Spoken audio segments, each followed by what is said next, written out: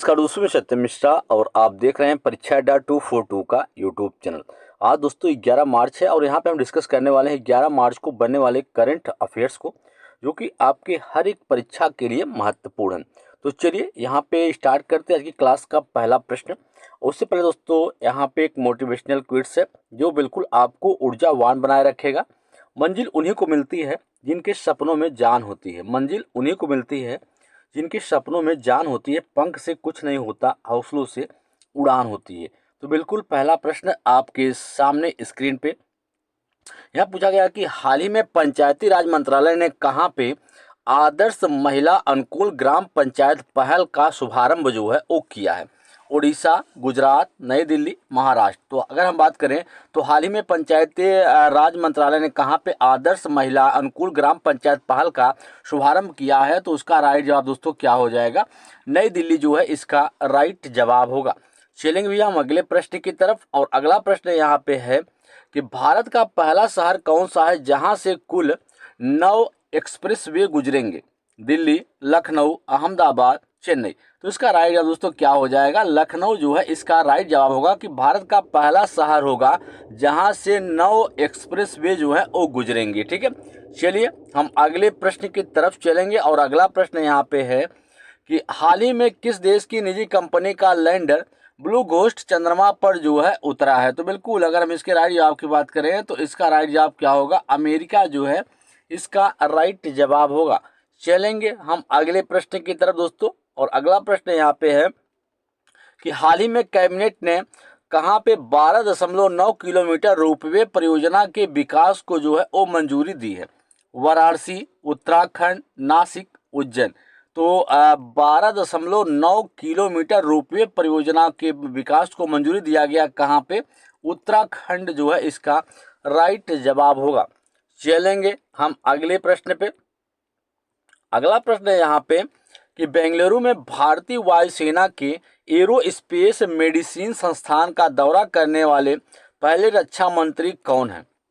S Jaishankar, Rajnath Singh, Amit Shah, Jyotiraditya Scindia. तो बिल्कुल यहाँ पे इसका राइट जवाब अगर बात करें तो इसका राइट जवाब क्या होगा? राजनाथ सिंह।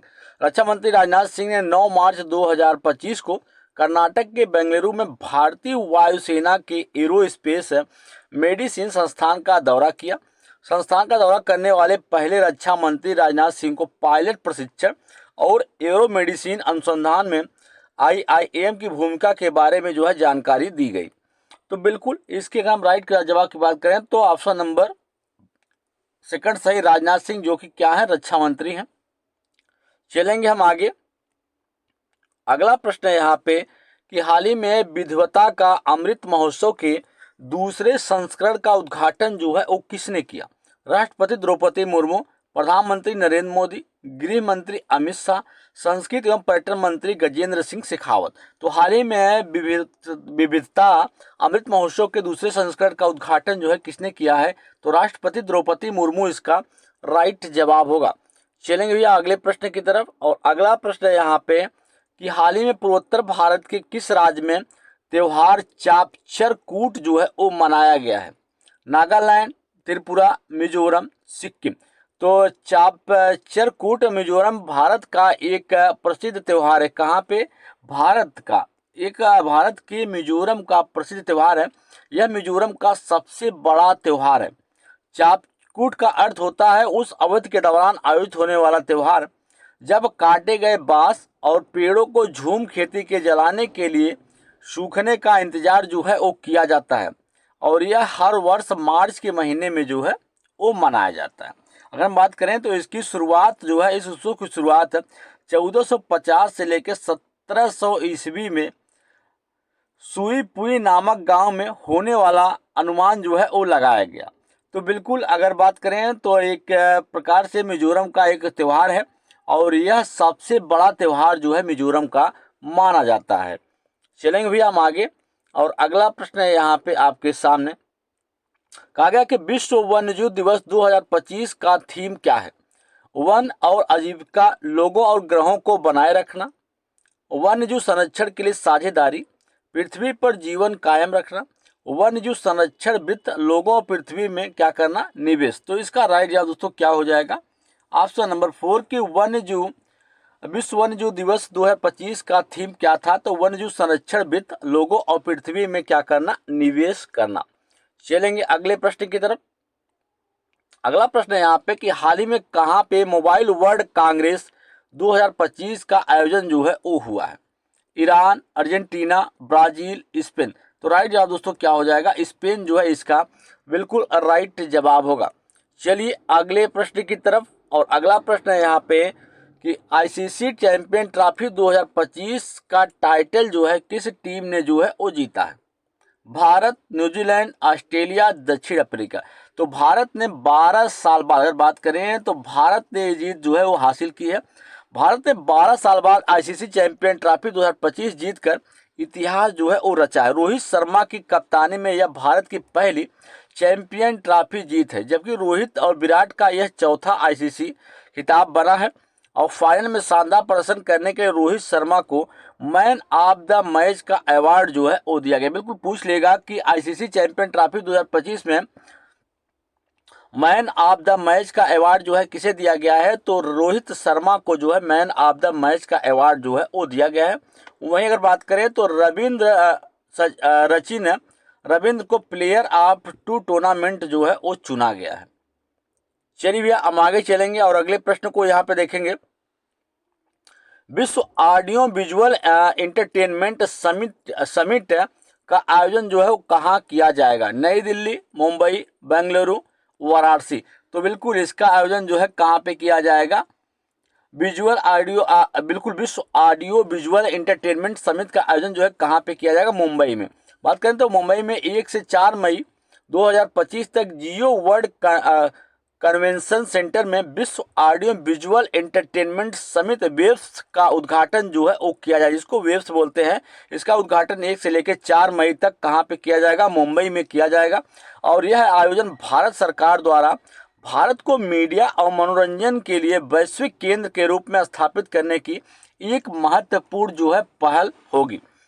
चलिए भैया हम आगे चलेंगे और अगला प्रश्न है यहाँ पे कि भारत का 58वां टाइगर रिजर्व किस राज्य में जो है वो स्थापित किया गया? बिल्कुल भारत का जो 58वां नंबर का टाइगर रिजर्व है वो किस राज्य में स्थापित जो है वो किया गया?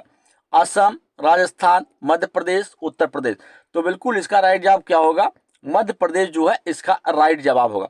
तो वन्यजीव संरक्षण की दिशा में एक महत्वपूर्ण कदम के रूप में मध्य प्रदेश के माधव नेशनल पार्क को 9 मार्च 2025 को आधिकारिक तौर देखो यहाँ पे जो माधव नेशनल पार्क था उसको जो है 58वां जो है टाइगर रिजर्व जो है घोषित किया गया। केंद्रीय पर्यावरण मंत्री भूपेंद्र यादव ने यह घोषणा की कि जो देश की बायोडाइवर्सिटी की रक्षा और संरक्षण के लिए चल रहे प्रयासों में एक मील का पत्थर जो है वो साबित होगा। तो राइट जवाब ऑप्शन नंबर 3 जो है वो सही है। चलिए आगे चलेंगे और अगला प्रश्न यहाँ पे दिया गया है कि मत्स्य पालन स्टार्टअप कॉन्क्लेव 2.0 का आयोजन जो है कहाँ किया गया है? भोपाल, हिसार, चंडीगढ़, हैदराबाद। तो मत्स्य पालन और पशुपालन और डेयरी मंत्रालय के अंतर्गत मत्स्य पालन विभाग ने 8 मार्च 2025 को हैदराबाद के तेलंगाना में मत्स्य पालन स्टार्टअप कॉन्क्लेव 2.0 का आयोजन जो है वो किया गया है। बिल्कुल यहाँ पे बात करें तो हैदराबाद जो है इसका राइट जवाब होगा। और इस मत्स्य पालन स्टार्टअप कॉन्क्लेव 2.0 का उद्देश्य क्या है? मत्स्य पालन के क्षेत्र में नवाचार को बढ़ावा देना, ई कॉमर्स और स्टार्टअप अवसरों पर विचार विमर्श करना, नई तकनीकों के एकीकरण पर क्या करना? चर्चा करना, ये इसका उद्देश्य है। चलेंगे भैया हम अगले प्रश्न पे और अगला प्रश्न यहाँ पे है कि 6वीं एशियाई महिला कबड्डी चैंपियनशिप का खिताब जो है वो किसने जीता है? ईरान, भारत, चीन, मलेशिया। तो राइट जवाब दोस्तों क्या होगा? भारत जो है इसका बिल्कुल सही जवाब होगा। चलेंगे अगले प्रश्न की तरफ और अगला प्रश्न है यहाँ पे कि 2 दिवसीय स्टडी इन इंडिया एक्सपो की शुरुआत कहाँ पे हुई है? श्रीलंका, बांग्लादेश, कंबोडिया, नेपाल। तो 2 दिवसीय स्टडी इन इंडिया एक्सपो की शुरुआत कहाँ पे हुई है? तो श्रीलंका जो है इसका राइट जवाब होगा। चलिए आगे चलेंगे और अगला प्रश्न यहाँ पे है कि वर्ष 2025 के पहले captive bred great Indian bustard GIB चूजे की खबर जो है किसने साझा की है? भूपेंद्र यादव, अनुप्रिया पटेल, जयंत चौधरी, मनसुख मंडाविया। तो बिल्कुल राइट जवाब क्या होगा? ऑप्शन नंबर फर्स्ट जो है इसका राइट जवाब होगा। चलेंगे अगले प्रश्न पे, और अगला प्रश्न यहाँ पे कि हनी मिशन के तहत 6 राज्यों में 2050, बिल्कुल हनी मिशन के तहत 6 राज्यों में 2050 से अधिक मधुमक्खी बक्से किसने जो है वो वितरित किए हैं? मनोज कुमार, अनिरुद्ध झा, गोविंद सिन्हा, अमित कुमार सक्सेना। तो राइट जवाब ऑप्शन नंबर फर्स्ट होगा।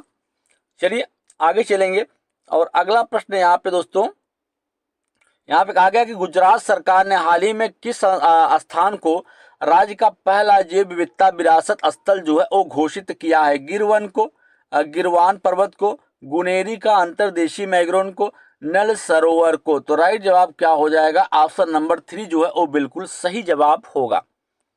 चलेंगे अगले प्रश्न की तरफ, और अगला प्रश्न यहाँ पे है कि समाचारों में प्रायः बने रहने वाले मिश्रित सामग्री का क्या अर्थ होता है? मतलब क्या है?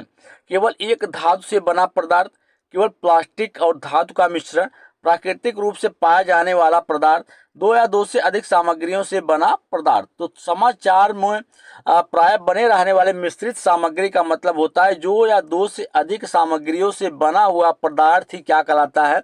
मिश्रित सामग्री जो है वो कहलाता है। ठीक है, चलेंगे भैया अगले प्रश्न की तरफ, और अगला प्रश्न यहाँ पे है कि भारत बांग्लादेश संयुक्त नदी आयोग की तकनीकी समिति की बैठक जो है वो कहाँ पे हुई है?